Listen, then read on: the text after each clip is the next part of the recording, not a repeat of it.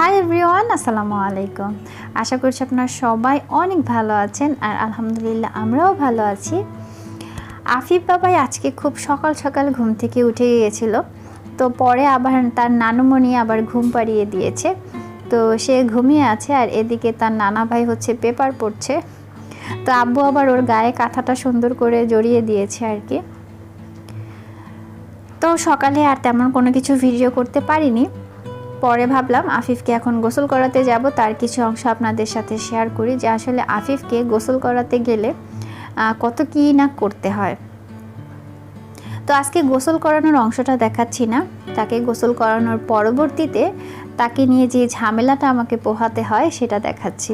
তবে আমি এই সময়টা খুবই এনজয় করি, আর আফিফও মানে কি বলবো যে ফুল মাস্তিতে থাকে একদম মায়ের সাথে, মানে মাকে খেপানোর জন্য সে রেডি থাকে, কি দিয়ে কান্নাকাটি করে মাকে খেপাবে এই আর কি। তো দেখতেই পারলেন তাকে বিছানায় রেখে মোছা যায় না, সে একবার নিচে নামে একবার খাটে ওঠে, এভাবেই চলতে থাকে। তার সাথে আমার যুদ্ধ, মানে ওয়ান কাইন্ড অফ যুদ্ধ বলা যায়। তো আফিফকে হচ্ছে খেলনা দিলাম যাতে সে একটু খেলে, ওইদিকে মনোনিবেশ করে, আর আমি সেই ফাঁকে একটু ভালো করে ওকে মুছে নিতে পারি। তো এভাবেই চলতে থাকে, কখনো খাটে কখনো নিচে। তো আজকে সে নিচে নামলো, তো এভাবেই মুছে নিলাম। এখন একটু সাজুগুজু করিয়ে দিচ্ছি, সাজুগুজু বলতে একটু লোশন ক্রিম এগুলো লাগিয়ে দিচ্ছি আর কি। তো এই সময়টা আফিফের সাথে সবচেয়ে বেশি কথা আমার হয়ে থাকে, মানে যত রকমের কথা আছে আর কি, যত কিছু আমি জানি যে মা যা যা বলে আর কি, সব কিছু বলে ফেলি এই সময়টার মধ্যে। তবে গোসল করার সময়টা আফিফ অনেক বেশি এনজয় করে, তাকে বললেই হয় যে গোসল করবা কিনা। এর আগের ভিডিওগুলোতে কিন্তু আপনারা দেখেছেন, আর সবাই খালি রিকোয়েস্ট করে আফিফকে যাতে ভিডিওতে বেশি বেশি রাখি। আফিফ নাকি ভিডিওর মধ্যমণি, তো এই জন্য আফিফকেই বেশি রাখলাম। আর এদিকে দেখেন সে প্লেনের পাখা টাকা সব খুলে ফেলছে, এই নিয়ে 2-3 বার লাগিয়ে ফেলেছি অলরেডি, তারপরও সে খুলে ফেলছে। তো কোনো মতে তাকে একটু কাপড় পরিয়ে দেওয়ার আর কি চিন্তা ভাবনা। তো দেখা যায় গোসল করানোর পরে আধা ঘন্টা লাগে, তার সাথে হচ্ছে তাকে কাপড় পরাতে, তারপরে হচ্ছে ক্রিম লোশন এগুলো লাগাতে।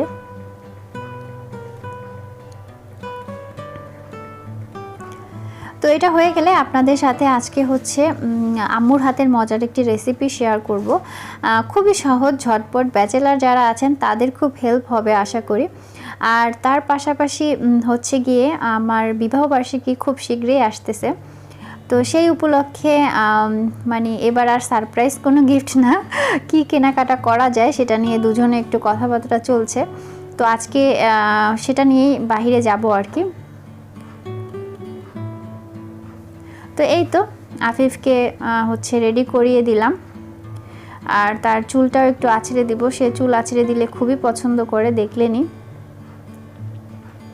তো এবার চলুন রান্নাঘরে যাই, দেখা যাক কি রান্না বান্না করা যায়। তো আজকে আপনাদের সাথে একটা রেসিপি শেয়ার করছি, সেটা হচ্ছে ইলিশ মাছের মানে মাখিয়ে রান্না করার যেই প্রসেসটা সেটা শেয়ার করছি। তো এখানে আম্মু ভালো করে মাছগুলো ধুয়ে নিয়েছে, আর হচ্ছে এখানে দিয়ে দিল হচ্ছে পেঁয়াজ বাটা, মরিচ গুঁড়ো, আর হচ্ছে হলুদ গুঁড়ো দিয়ে দিবে। তো মরিচের গুঁড়াটা একটু বেশি পরিমাণে দিচ্ছে, কারণ এবারে গুঁড়া মরিচগুলো তেমন একটা ঝাল না। তো যাই হোক, এবার স্বাদ মতো লবণ দিয়ে দিতে হবে। তারপরে এখানে পরিমাণ মতো অল্প পরিমাণে তেলই দিচ্ছে, কারণ ইলিশ মাছে আসলে বেশি তেল দেওয়ার দরকার হয় না, মাছ থেকে কিন্তু অনেকটা তেল বের হয়। তো সবগুলো দিয়ে আম্মু খুব ভালো মতো হাতে মাখিয়ে নিবে। আমি অবশ্য হাতে মশলা দিয়ে মাখাতে পারি না, আমার হাতে খুবই মানে জ্বলে আর কি, সহজ ভাষায় বললাম। তো এই জন্য আম্মু আবার খুব সুন্দর করে মানে ম্যারিনেটটা করে। তো এভাবে রেখে দিবে আম্মু 10 মিনিটের মতো, তারপরে রান্নার প্রসেসে চলে যাবে। তো এখানে মাথা তারপরে ডিম সবই নেওয়া হয়েছে, তো ডিমগুলোকেও সেমভাবেই কিন্তু একটু মাখিয়ে নিচ্ছে, এতে করে মশলাটা কিন্তু খুব ভালো মতো মাছের মধ্যে ঢুকে যায়, আর রান্নাও খুব দ্রুত হয়, যেহেতু মশলা দিয়ে ম্যারিনেট করা থাকে এই জন্য হয়তো। এবার একটা পাত্র চুলায় বসিয়ে দিল।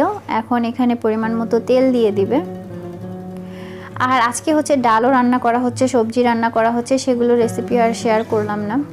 আসলে সব ধরনের রেসিপি শেয়ার করতে গেলে ভিডিও অনেক বড় হয়ে যায়। যদিও আমার অনেক ভিউয়ার্সরাই ইদানিং বলে যে আপু এত ছোট ভিডিও কেন দেন, বড় বড় ভিডিও দিবেন। তো তারপরও সবাই যাতে বোর না হয় তাই অ্যাভারেজ আর কি দেওয়ার চেষ্টা করি। তো তেলটা গরম হয়ে গেলে তার মধ্যে যে মাছগুলো মাখিয়ে রাখা হয়েছিল সব মাছগুলো, ডিমগুলো দিয়ে দেওয়া হচ্ছে। এখন এটাকে একটু হালকা আঁচে কষিয়ে নিতে হবে যাতে মশলাটাও একটু ভাজা ভাজা হয়।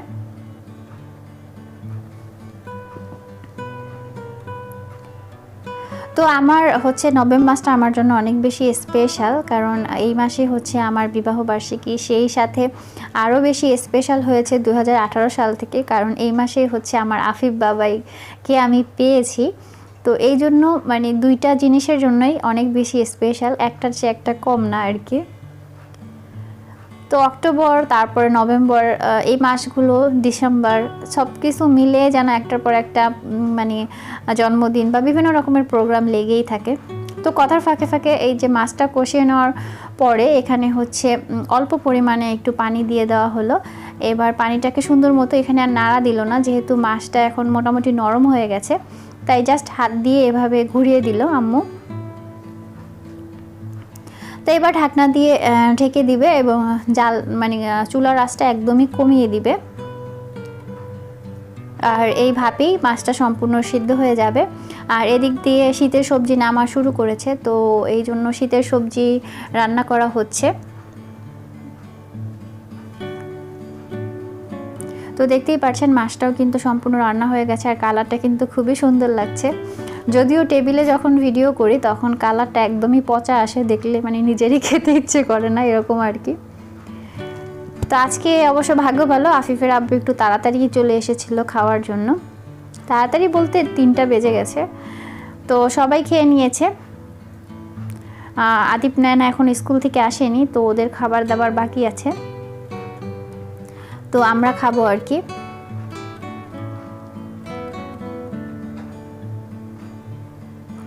আর এটা হচ্ছে সন্ধ্যাবেলা।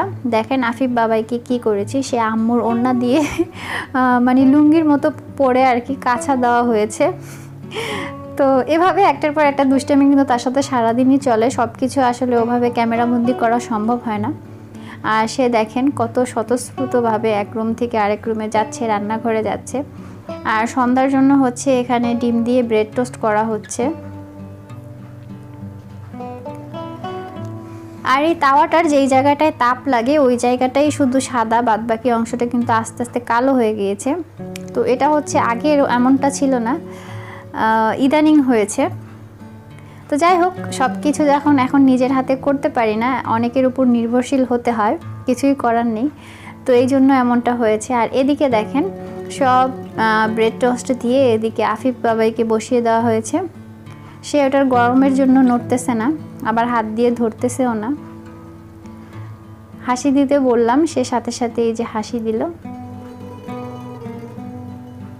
তা আমি আবার এখান থেকে একটু ছিঁড়ে ওর মুখে দিলাম।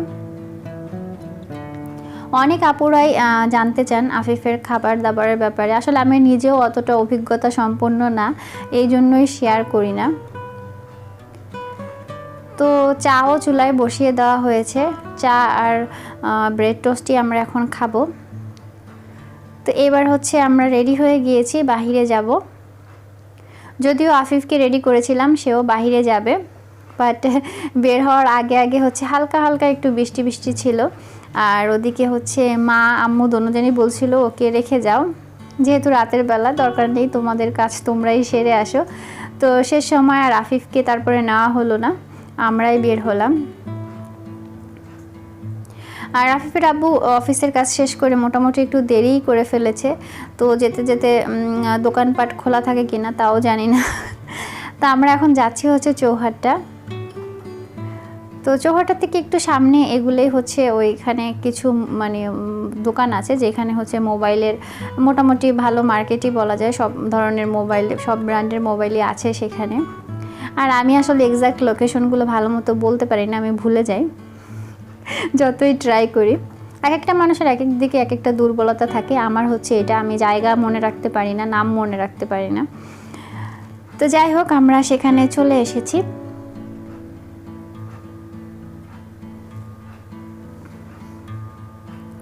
তো এর আগেও আমাদের এখান থেকে হচ্ছে মোবাইল কেনা হয়েছে। তো আমরা ঘুরে ঘুরে মোটামুটি সব ব্র্যান্ডেরগুলোই দেখব।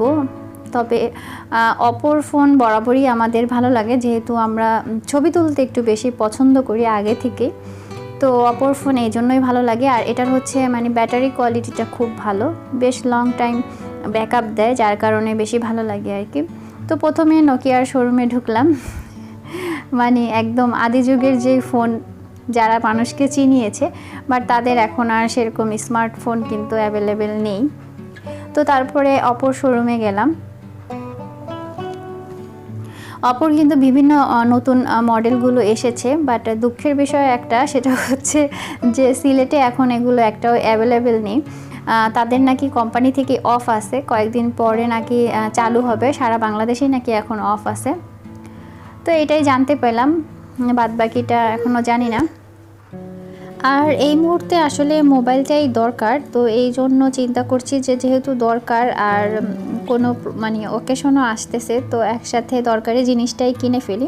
আসলে আমাদের মতো মধ্যবিত্ত মানুষদের কিন্তু অনেক কিছু হিসেব করেই চলতে হয়। তো দেখা যায় পছন্দের জিনিস সেই সাথে যদি দরকারি জিনিসটা হয়ে যায়, তাহলে কিন্তু এক কাজে দুই কাজ হয়ে যায়।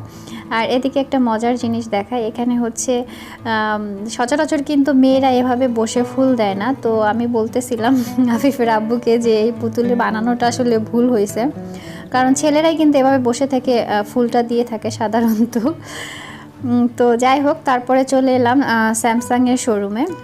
তো এবার দেখলাম যে আসলে অন্যান্য মোবাইলের সাথে সাথে স্যামসাংও প্রায় অল্প প্রাইজের মধ্যে বেশ অনেক ধরনের ফিচার দিচ্ছে। তো দেখে ভালো লাগলো, কয়েকটা ফোনই ভালো লেগেছে স্যামসাংয়ের। তবে স্যামসাংয়ের আসলে বেশিক্ষণ কি বলে ওই যে চার্জ থাকে না। আফিফের আব্বুর জন্য একবার কিনে ধরা খেয়েছি মোটামুটি। তো এরপর থেকে স্যামসাংয়ের আর এই জন্য ভালো লাগে না, কেন যেন মাল্টিমিডিয়া ফোনগুলো বিশেষ করে। তো তারপরও দেখছিলাম কয়েকটা ফোনই ভালো লেগেছে। তো আফিফের আব্বু আবার সেগুলো একটু ভালো মতো দেখতেছে। আর আসলে যেহেতু সময় নিয়ে দেখতে গিয়েছি, তাই ওইভাবে যতটুকু পেরেছি ভিডিও করেছি, বাদবাকি সময়টা আসলে দেখারই ট্রাই করেছি। তো এখন হচ্ছে নিচে যাব, আর নিচেও কিছু দোকান আছে। তো আমি উপর থেকে একটু ভিউটা দেখালাম। আসলে রাস্তাঘাটে এভাবে আমার মনে হয় যদি তার ঝুলে না থাকতো, তাহলে হয়তো বা আমাদের শহরগুলো আরও বেশি সুন্দর লাগতো, আরও বেশি পরিপাটি লাগতো। তো এই তো আমি একদম ওই যে খালাম্মা স্টাইলে যাচ্ছিলাম। তো এটা নিয়ে আফিফের আব্বু খুব মজা করছিল। তো পরে ঢুকলাম হচ্ছে শাওমি যে শোরুম আছে, শাওমি শোরুমে ঢুকলাম। আসলে নোট 7 যেটা প্রো, সেটাকে কিন্তু হচ্ছে কি বলে জাতীয় ফোন নাকি বলে, কারণ সবার মুখেই শাওমির এই ফোনটার নাম শুনতেছি। তো ভাবলাম সেটাও গিয়ে একটু দেখে আসি সশরীরে আসলে দেখতে কেমন। তো তারপরে পাশেই হচ্ছে আলপাইন একটা রেস্টুরেন্ট আছে, তো ভাবলাম সেখান থেকে একটু চা খাবো। তো ঢুকেই দেখি আমাদের সোহাগ ভাই সেখানে বসে আছে, বেচারা একাই খেতে বসেছে ফালুদা। তো আমরাও গিয়ে সাথে আর কি ভাগ বসালাম। তো ভালোই হলো, অনেক দিন পরে আসলে এভাবে একসাথে বসা হলো খাওয়ার জন্য, কারণ বিদ্যুৎ ভাই সিলেট থেকে চলে যাওয়ার পরে এভাবে আর আমাদের একদমই বসা হয় না। তো তারপরও যেহেতু চা খাবো, ভারী কিছু খাওয়ার ইচ্ছা ছিল না, তারপরও হালকা পাতলা নিলাম, যে একটু এখানে চিকেন চাপটা কেমন হয় একটু ট্রাই করি, সেটাই ট্রাই করলাম। আর আজকের ভিডিও এতটুকুই ছিল। নেক্সট ভিডিওতে আবার দেখা হবে, সেই পর্যন্ত সবাই ভালো থাকুন, সুস্থ থাকুন, আমাদের জন্য দোয়া রাখবেন। আল্লাহ হাফেজ।